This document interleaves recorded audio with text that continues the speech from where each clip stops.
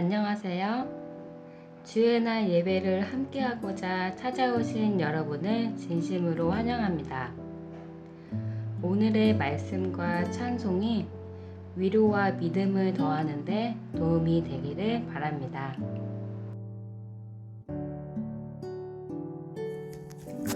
다 함께 기도하겠습니다. 하늘에 계신 우리 아버지 감사합니다. 주님의 말씀을 들을 수 있도록 주여 저희의 마음을 허락하신 주님께 진심으로 감사드립니다. 주님, 오늘 말씀을 통해 주님의 나라를 가지는 사람의 어떤 특성을 가지고 있는지 배우고 싶습니다. 주님, 매일매일 우리가 기적의 생애를 경험하게 하시어 하나님의 능력이 마음껏 실현되고 발현되는 그런 생애를 살 수 있도록 많은 축복을 내려주시기를 바랍니다. 오늘도 주 안에서 남들에게 평화와 또 은혜를 베푸는 하루 되게 하시기를 예수 그리스도 이름으로 간절히 기도드립니다. 아멘.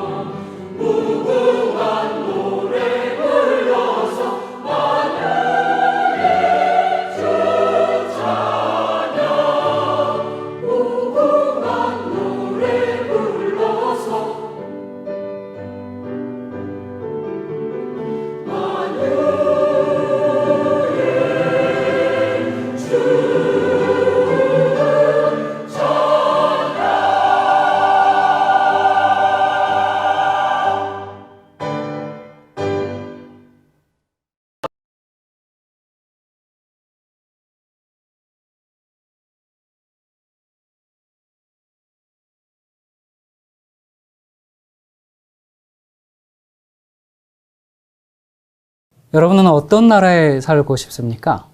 미국, 한국이요? 아니면 천국? 근데 천국은 지금 당장 가서 우리가 살긴 좀 어렵고, 전염병이 없는 나라? 그런 나라 좋죠. 근데 요즘 살만한 나라가 없는 것 같아요. 여러분, 예전에는 미국 이민 가면 그래도 고생스러워도 먹을 거 풍족히 먹고 그렇게 살만했는데, 지금은 갈 곳이 없어요. 어딜 가든 다 똑같습니다. 이 세계 곳곳에 이상기후 현상으로 사람과 지구가 죽어가고 있죠.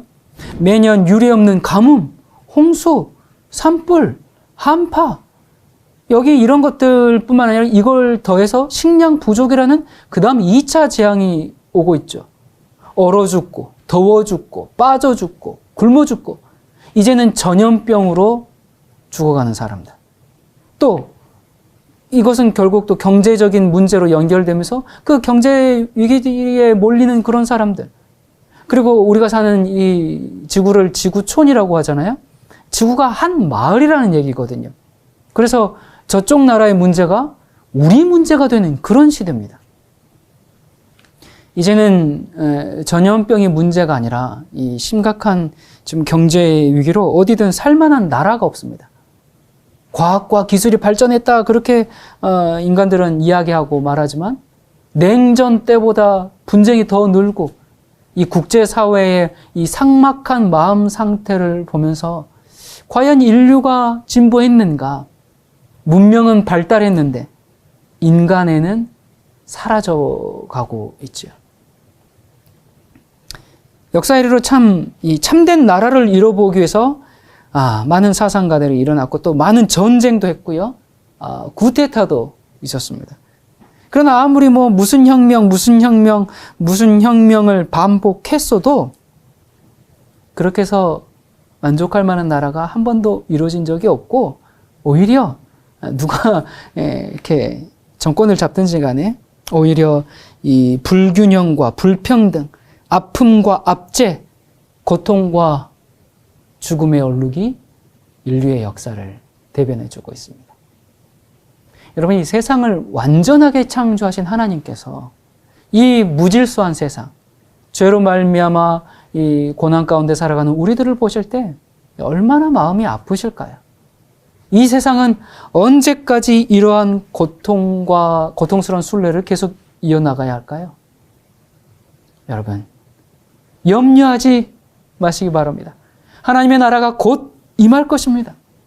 정치가들은 세상은 갈수록 진보하고 살기 좋은 유토피아가 올 것이다 그렇게 떠들지만 그들의 목소리에 비례해서 온통 신음과 절규의 메아리만 요동치고 있습니다. 인간은 실패했습니다. 우리를 여기서 건져내실 분은 하나님밖에 없습니다. 하나님이 통치하시는 하나님의 나라, 자유가 있고 의와 희락과 화평이 있는 그 나라, 그 나라를 우리에게 주시기를 원하셔서 주님께서 초림하셨고 우리 안에 은혜의 왕국을 세워주셨습니다. 그래서 그 다음에 이 영원한 하나님의 나라에 갈 수 있는 길을 마련해 주셨죠. 이 하나님의 나라를 우리가 이 땅에서부터 경험하면서 살 수 있다는 것은 그건 최대의 행복입니다. 최고의 가치고 정말 최선의 삶입니다. 그런데 우리가 아직 이 하나님의 나라가 영광으로 임하는 것을 아직 보지 못하고 있습니다. 그래서 예수 그리스도를 믿고 고백하는 사람들에게 하나님이 통치하는 이런 나라가 오도록 사모하라 그렇게 말씀하셨어요. 이런 나라를 열망하라 그랬습니다. 그 일을 위해서 우리가 헌신하도록 주님께서 우리에게 사명으로 또 맡겨주셨습니다. 여러분, 주님께서는 이 하나님의 나라를 속히 임하도록 하기 위해서 천사들을 사용하지 않으셨죠? 예수님께서 하나님의 나라를 이루기 위해서 사용하신 방법은 뭐였습니까? 바로 사람이었습니다. 자, 그러면 하나님의 나라가 있다면 하나님의 나라를 구성하는 사람들이 있습니다. 자, 과연 어떤 사람이 이 하나님 나라의 구성원이 될 수 있을까? 우리가 이 주님께 부름받은 첫 번째 제자가 누구인지 아십니까? 12제자 중에서 안드레. 오늘 안드레를 통해서 하나님 나라 사람의 이 4가지 특징을 우리가 배워보도록 합시다. 자, 첫 번째. 안드레는 말씀과 일치된 삶을 사는 사람입니다. 여러분, 이 세상 돌아가는 것을 보니까 우리가 정말 천국에 갈 때가 다 된 것 같아요. 예. 그럼 천국 가기 위해서 우리 뭘 준비해야 될까요? 단순합니다. 내가 믿는 대로 사는 겁니다. 안드레는 이 자기 형제 베드로를 이제 하나님 앞으로 인도했어요. 여러분, 그때 당시 이스라엘에 지금도 많아요. 근데 그때 당시 이스라엘에도 거짓 메시아들이 아주 차고 넘쳤습니다. 그래서 다 자기가 메시아라 그러니까 베드로가 이제 침례 요한 소문을 들었는데 그렇지 안 갔어요. 그런데 그의 형제 안드레의 말에 베드로가 예수님께 나갑니다. 안드레의 말을 듣고 예수님께 달려왔던 베드로. 자, 베드로가 배와 그물을 버려두고 제자가 될 수 있었던 이유는 평소 안드레의 이 그 삶, 그의 영적인 감화 때문이었죠. 여러분, 우리를 가장 잘 아는 사람이 있다면 누굴까요? 가족입니다. 우리가 말하는 것보다도, 우리가 행동하는 것보다도 가족은 우리의 내면의 모습을 아주 잘 알고 있죠. 그 속에 담겨진 동기를 알아차리는 사람이 가족입니다. 여러분, 우리는 말과 행동을 일시적으로 잠깐 만난 사람들, 또 교회 사람들, 누구에게든지 간에 어떤 딱 제한된 환경 속에서는 얼마든지 감출 수가 있는데 가족은 속일 수가 없습니다. 그러므로 가족에게 영향을 줄 수 있는 사람이라면 그는 정말 대단한 사람입니다. 여러분, 사람의 성품은 한순간에 갑자기 어떤 한 모습, 그런 곳에 그냥 달려있지 않아요. 그 사람이 평상시 시간을 사용할 때라든지 인간관계 속에서라든지 삶의 우선순위를 정할 때라든지 정말 저 사람은 하나님이 살아계신 것을 믿는 사람이야. 저 사람에게는 뭔가 생명력이 있어. 이런 모습들이 보여지지 않으면 사람들이 안 움직입니다. 자, 이 하나님 나라의 사람의 4가지 특징 중에서 두 번째, 안드레가 어떤 특징을 가졌는가? 안드레는 마음의 서운함을 극복한 사람입니다. 여러분, 사람의 마음을 가장 흔들리게 만드는 것이 뭔지 압니까? 서운함과 시기, 질투거든요. 그러니까 자기가 소속된 곳에서 소외되거나 아니면 1등이 되지 못하고 늘 2인자의 그늘에 머물 때 사람은 자기가 가던 길을 바꿉니다. 누군가와 늘 비교당할 때 살인까지 저지르게 됩니다. 여러분, 우리 인간이 자기를 과대평가하고 마땅히 받아야 할 그런 대접을 받지 못한다고 생각하면서 그 자기 연민에 빠지면 그렇게 돼버립니다. 참 나약한 존재죠? 자, 그런데 안드레의 모습을 보십시오. 안드레는요, 예수님의 최초의 제자입니다. 서열 넘버 1이에요. 여러분, 우리가 이 개척가나 탐험가를 왜 높이 평가합니까? 그 사람들 대단해. 왜 그렇게 보도하고 그렇게 하죠? 그 사람이 맨 처음으로 그것을 했다라는 겁니다. 여러분, 뭐든지 처음 한다. 그건 굉장히 위험 가능성이 많은 거거든요. 모험이거든요. 그래서 남이 하지 않았던 것, 정말 두려워서 시도하지 못했던 것, 그것을 맨 먼저 앞장서서 했다. 그것은 그만한 그 사람의 그 용기를 인정해주고 그의 명성을 인정해줘야 합니다. 안드레가 이 30세의 청년 예수의 첫 번째 제자가 된다. 여러분, 이거 정말 대단한 용기와 결단이 필요한 일이죠. 그렇기 때문에 그는 시간이 갈수록 어떤 기득권과 권위라는 것이 저절로 그에게 주어지게 되어 있습니다. 그것에 대해서 아무도 항의하지 않습니다. 당연합니다. 누가 뭐라고 합니까? 그런데 성경에 이 안드레의 기록이 이제 여러 번 나오는데 한 13번 정도 나오는데요. 안드레가 이 성경에 언급될 때 뭐라고 나오냐면 베드로의 형제, 이렇게 나옵니다. 그리고 12제자, 그 12사도의 명단에도 4번째로 이름이 나옵니다. 다른 데도 이 베드로 다음에 이름이 계속 나오고요. 여러분, 오병이어 기적 잘 아시죠? 그때 누가 어린아이가 가지고 있던 물고기와 보리떡 가지고 왔는지 아십니까? 예, 안드레가. 그런데 성경에 안드레가 가져왔다라고 그렇게 되어 있지 않고요. 뭐라고 되어 있어요? 베드로의 형제가 되어 있다. 네, 형제가 가지고 왔다. 그렇게 되어 있습니다. 자, 여러분 어떻게 생각하세요? 안드레가, 여러분 안드레였으면 어떨까요? 굉장히 아주 속상했겠죠? 아마 이게 말이나 돼? 날 어떻게 보고 하는 소리야? 내가 창단 멤버라고, 창단 멤버. 예, 여러분 충분히 그럴만하지 않습니까? 예, 그렇게 해도 누가 뭐라고 할 사람이 없어요. 예, 그런데 안드레는 그것 때문에 불평하거나 원망하지 않았고 또 인정받기 위해서 애쓰지도 않았고요. 자기를 나타내고 싶은 그런 허영된 마음도 없었고요.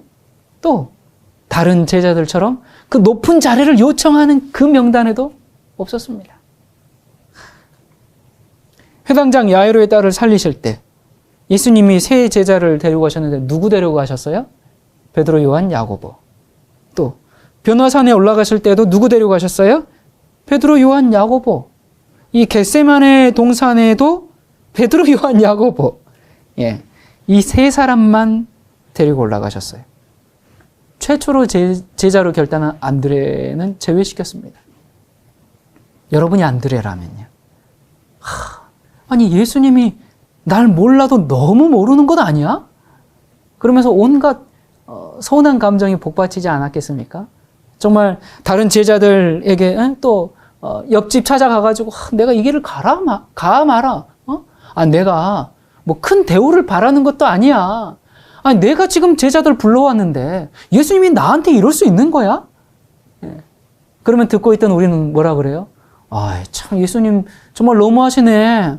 그렇게 편애하시면 안 되는데 그렇게 맞장구 치면서 아마 안드레 속을 더 썩게 만들 수가 있습니다. 우리가 그런 실수를 참 많이 하죠. 그런데 안드레는 사람에게 드러나려고 하지 않았습니다. 사람들의 인정과 평가에 매이지 않았고요. 하나님을 바라보면서 늘 그냥 섬기는 자리에서 자기의 성품을 다듬어 갑니다. 그런데 여러분 안드레도 인간인데 왜 마음에 문제가 없었겠어요? 왜 고통이 없었겠습니까? 예수님께는 서운하죠. 또 베드로, 요한, 야고보 이 세 사람은 꼴 보기 싫었을 겁니다. 제가 안드레라면 좀 그랬을 것 같아요. 내가 1등 제자인데 첫 번째 제자인데 서운함과 또 미움의 감정이 뒤섞이지 않겠어요? 아주 힘들었을 것 같아요. 여러분은 안 그러실 것 같습니까? 여러분 그런 마음이 드는 것은 어쩌면 당연하고 자연스러운 거예요. 근데 중요한 것은 그런 마음이 딱 들었을 때 내가 어떻게 하느냐, 그게 문제죠. 성경에 기록은 없지만 안드레는 아마 이렇게 기도하고 승리했을 겁니다. 주님, 제가 주님의 길을 따라간다고 하면서 아직도 버리지 못한 자존심이 여기 남아 있었군요. 주님이 무엇을 하라 하든 정말 화장실 청소만 하라고 해도 기쁜 마음으로 나는 감당해야 하는데 제가 잠시 주님을 잊어버렸습니다. 주님, 저는 주님이 있으라고 한 그 자리에 있겠습니다. 이렇게 아마 기도하지 않았을까 싶어요. 여러분 혹시 다른 사람들에게 어떤 서운한 감정이 있으십니까? 여러분 이제는 우리가 그 서운한 감정들 버려야 되겠죠? 우리가 언제까지 그런 어린아이 같은 신앙을 하고 있겠습니까? 언제까지 우리가 그렇게 그냥 꽁 하고 있을 거예요? 죄라는 것은 자기의 이익을 추구하는 데서부터 시작이 됐습니다. 저 사람이 나에게 친절하게 대해주지를 않나요? 나를 챙겨주지 않나요? 아니, 내 능력을 몰라주나요? 내게 말을 턱턱 쏘나요? 나를 인정해주지 않고 또 저 사람이 나보다 잘 되나요? 여러분 이러한 그 불편한 감정에서 승리하시기 바랍니다. 거기서 승리하십시오. 여러분 우리가 어떻게? 주님께 맡깁시다. 우리가 그것을 손에서 막 꽉 잡고 있으니까 그러니까 힘들고 괴로운 거예요. 이제 그만 우리 그것을 놓고 주님을 신뢰하고 하늘이 주는 평안을 구하도록 합시다. 자, 세 번째. 안드레는 영혼을 구원하기 위해서 이 편견, 고정관념을 버린 사람입니다. 여러분 오순절 마가의 다락방에 성령이 임했어요. 그것을 이 복음의 씨앗을 파종하고 그 다음에 이제 이 복음의 씨앗이 싹을 내기 위해서 그 받은 성령을 이른비 성령이라고 그렇게 부릅니다. 자, 이른비 성령이 왜 임했어요? 무슨 목적 때문에 임했어요? 이 복음을 온 세상에 전하기 위해서 내렸죠. 이 제자들의 힘만으로는 천년 만년이 걸려도 복음을 다 전할 수가 없잖아요. 그래서 이른비 성령께서 임하셨는데 마찬가지로 인류 역사의 끝에 이 복음 사역을 마치기 위해서 예수님의 재림을 위해서 준비될 수 있는 그 크신 성령의 역사가 있을 것인데 마치 초대교회 오순절 당시에 있었던 것처럼 그런 성령의 역사가 마지막 시대에도 재현될 건데 그것을 추수를 위해서 열매를 아주 연글게 하는 늦은비 성령이라고 부릅니다. 자, 그러면 늦은비 성령은 누가 받습니까? 어떤 사람이 받습니까? 그 첫 번째 조건은 오순절 이른비 당시를 보면 알 수가 있습니다. 영혼을 구원하기 위한 그 거룩한 부담을 가지고 자기 희생의 정신을 가진 사람들에게 임하는 겁니다. 여러분 알다시피 그 예수님의 제자들도 유대인 외에는 구원받지 못한다라는 사상이 아주 강하게 자리 잡고 있었죠. 예수님 부활 승천 이후에도 이방인들이 구원받을 수 있을까? 예. 그 문제 때문에 총회까지 열어가지고 서로 의논했던 그런 제자들 아닙니까? 여러분, 그런데 이러한 이 전통, 편견, 고정관념, 이걸 어떻게 바꿉니까? 바꾸는 건 너무 어렵죠. 상상도 못할 일입니다. 그런데 요한복음 12장에 보면 예수님께서 죽음을 눈앞에 두셨을 때, 그때 헬라인들이 예수님을 만나고자 이렇게 이제 찾아오게 됩니다. 그때 빌립이 안드레에게 가가지고 저 사람들 어떻게 하지? 쫓아낼까? 예. 그렇게 할 때 안드레가 어떻게 합니까? 그 이방인들을 예수님께 인도합니다. 만약에 빌립이 베드로나 요한, 야고보 이들에게 찾아갔다면 아마 그들은 아니 이 중요한 순간에 지금 무슨 이방인이야? 얼른 쫓아내! 이렇게 했을 겁니다. 그런데 안드레이기 때문에 예수님께 인도하는 거죠. 여기에 이때 찾아온 헬라인 중에 한 사람이 바로 의사 누가입니다. 누가복음과 사도행전을 기록한 그 중요한 인물이 이들 가운데 있었는데 안드레의 그 편견을 버린 영혼을 사랑하는 마음에서 얻어진 그런 인물입니다. 여러분, 우리가 살아갈 때 어떤 사건이나 어떤 일이나 어떤 사람을 볼 때 우리가 무슨 생각을 하게 됩니까? 저 일이 나에게 얼마나 유익이 될까? 저 사람이 나에게 얼마나 도움이 될까? 거기에 그냥 자동적으로 관심을 갖습니다. 우리 계산이 빨라요. 머리가 팽팽 돌아갑니다. 그래서 그냥 좀 도움이 안 될 것 같으면 적당히 거리를 두고 그런 우리들이죠.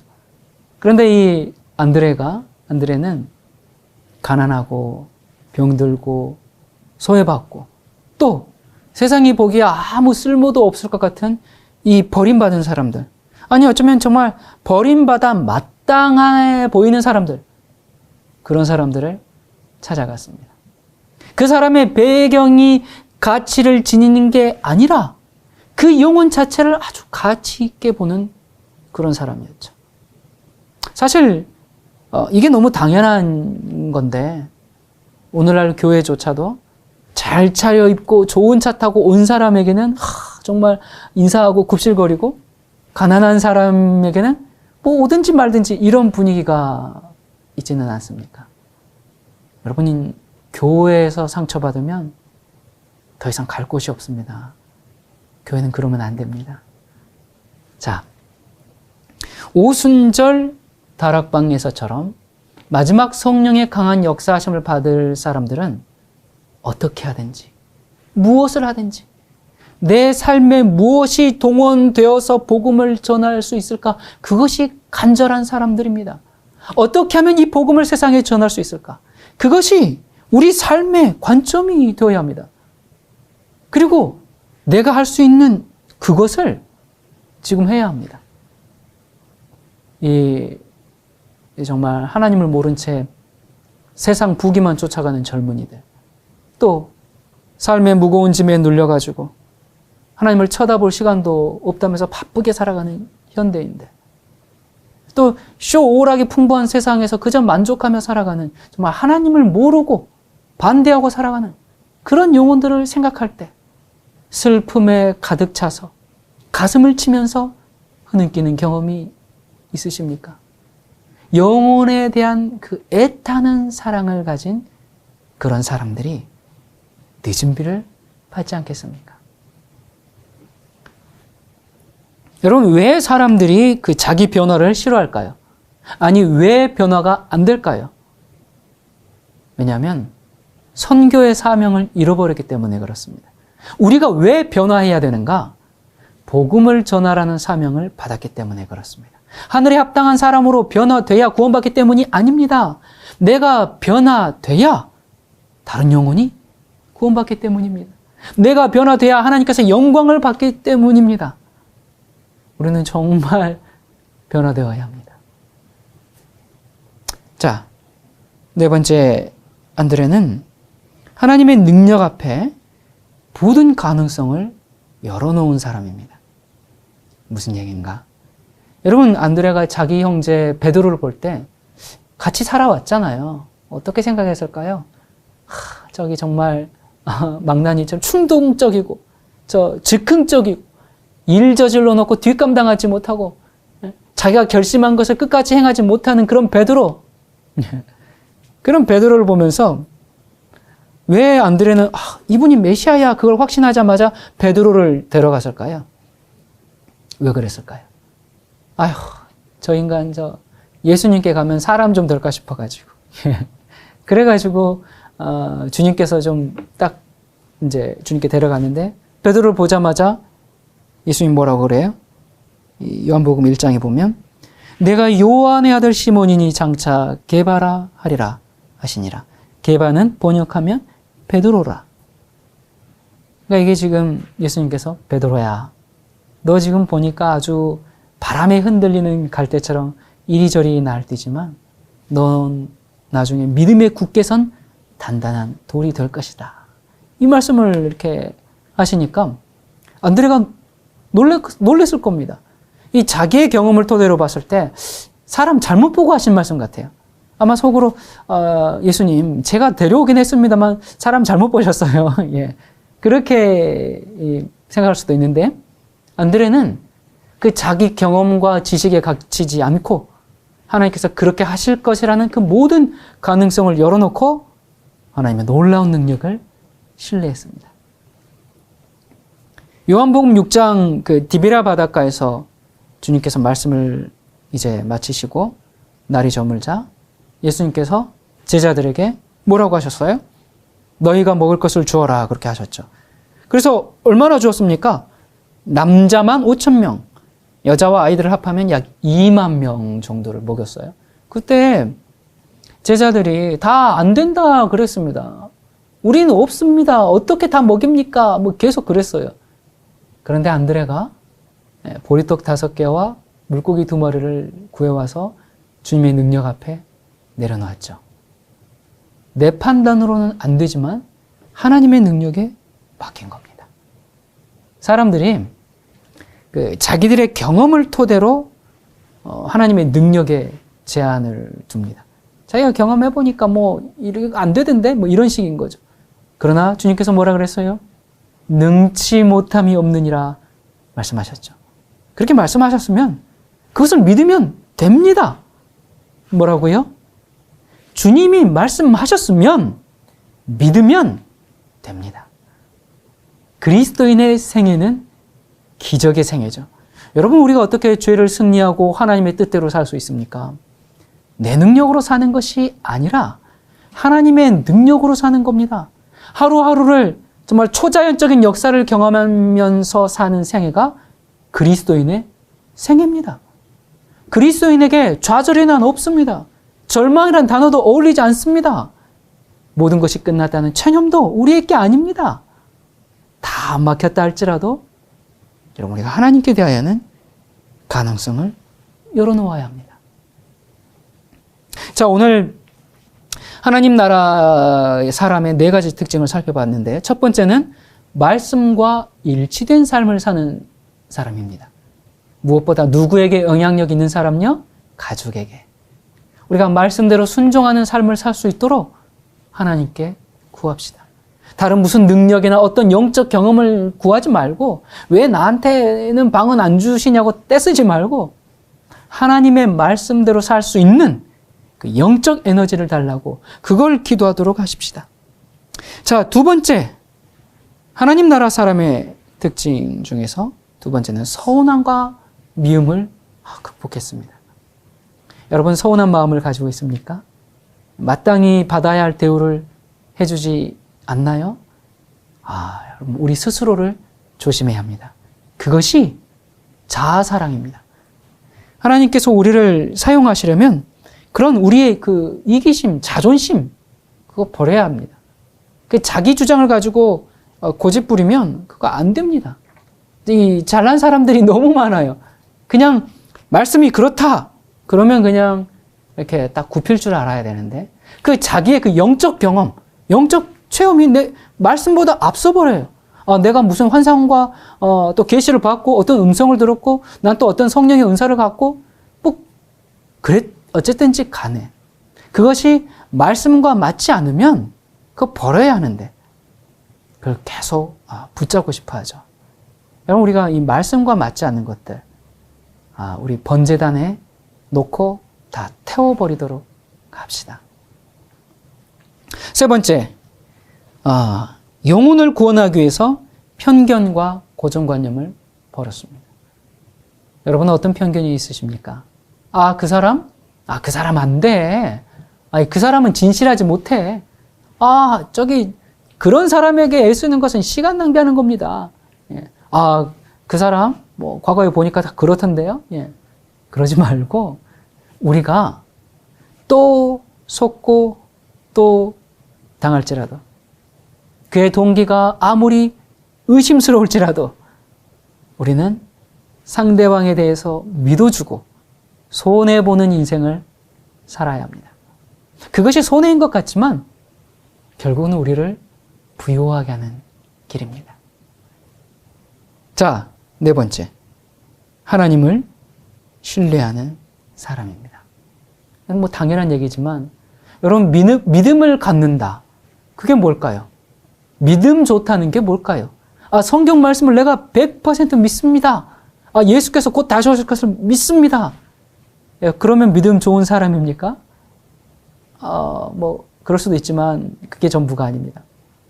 여러분에게 지금 무슨 문제가 있습니까? 어떤 속상한 문제가 있습니까? 어떤 갈등과 오해가 있습니까? 혹시 가난, 극빈, 혹시 또 친구가 여러분을 배신했나요? 자녀가 말을 안 듣고 부부간에 심각한 문제가 있습니까? 암에 걸리고 이제 얼마 남지 않았나요? 쫄딱 망해서 이젠 갈 곳도 없나요? 여러분, 이 땅에서의 삶은 순간입니다.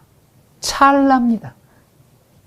우리가 하나님을 믿는 사람들이라면 우리의 모든 것을 하나님께 맡겨야 합니다. 우리가 조바심 내가 가지고 막 닥달하지 말고 이거 포기하라는 게 아닙니다. 하나님께 맡기고 신뢰할 때 그때 하나님께서 역사하시는 겁니다. 그것이 믿음 아닙니까? 여러분, 예수님을 믿고 산다는 것은 이론이 아니라 실제입니다. 평생 하나님 잘 믿고 살다가 그냥 막판에 어떤 문제 앞에서 인생의 위기 앞에서 하나님 없다고 그냥 부인하고 뛰쳐나가지 말고 비록 더딜지라도 그 결과를 내 눈으로 보지 못할지라도 하나님께 맡기는 믿음이 필요합니다. 여러분, 예수님 속히 오십니다.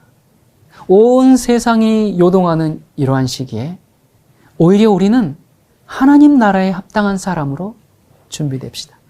잎만 무성한 것이 아니라 열매 맺는 나무가 저와 여러분이 되기를 바랍니다. 기도하시겠습니다.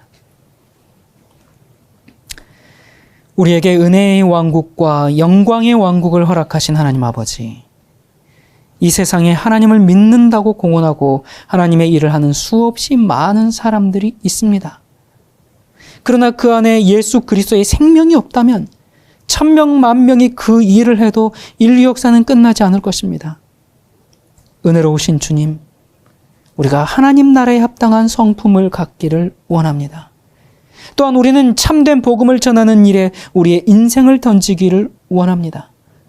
이 마지막 시대 곳곳에 숨어있는 주님의 백성을 깨워 주시옵소서. 우리의 하루하루를 인치시고 계시는 예수 그리스도 이름으로 기도드립니다. 아멘.